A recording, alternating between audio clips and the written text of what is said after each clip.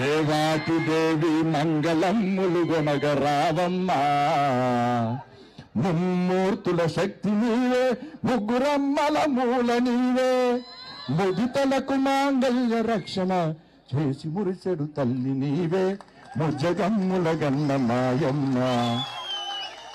ఈ పాట పాడిపించే దమ్ము, ఓవైసీతో పాడిపించే దమ్ము రేవంత్ రెడ్డికి ఉందా? నేనంటున్నా.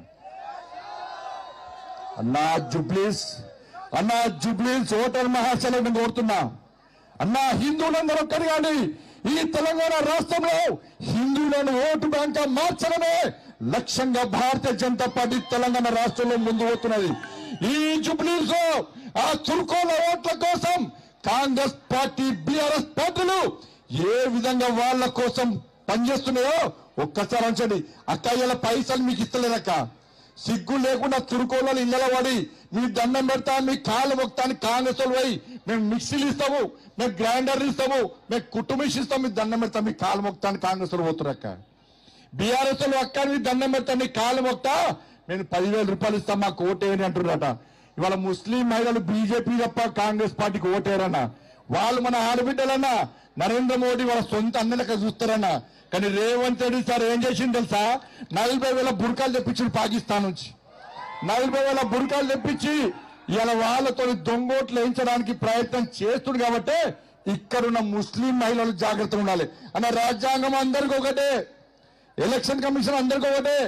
నేను ఎలక్షన్ కమిషన్ విజ్ఞప్తి చేస్తున్నా, మీరు ఓటు వేసేటప్పుడు తప్పకుండా ఫేస్ చూడాలి, ఓటు వేయించాలి.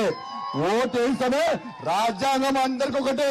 ఎవరి అయ్య జాగిరి కాదు, ఎవరి తాత జాగిరి కాదు.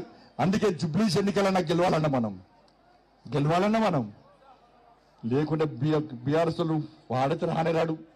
కాంగ్రెస్ కు బీజేపీకే పోటీరా. కాంగ్రెస్ వాళ్ళు ఏం చేశారు? మాకు ముస్లిం ఓటు బ్యాంక్ కోసం చూస్తున్నారు. మరి 3 లక్షల మంది హిందువులు ఓటు బ్యాంక్ అవుతారా కారా? పక్కా చెప్పురన్నా. నుదుట బొట్టు పెట్టి చేతికి గాజులు వేసుకొని పొద్దున్న లేచి స్వామివారికి, అమ్మవారికి పూజించే నా అక్కల్లారా, నా చెల్లెల్లారా, ఆ రాముని వారసులమైన పార్టీ భారతీయ జనతా పార్టీకి ఓటేయండి. నూట బొట్టు పెట్టి జై శ్రీరామ్ అని గర్జించే, గాండ్రించే, భారత్ మాతాకి జై అని గర్జించే, గాండ్రించే నా తమ్ముళ్ళారా, గల్లీ గల్లీ తిరగండి, హిందువులను ఓటు బ్యాంక్ మార్చండి, హిందువుల చైతన్యం కలిగించండి.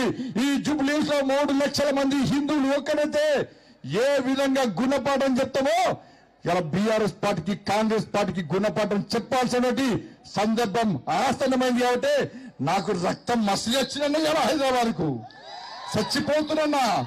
కానీ ఒకటే లక్ష్యం అన్నది, ఆ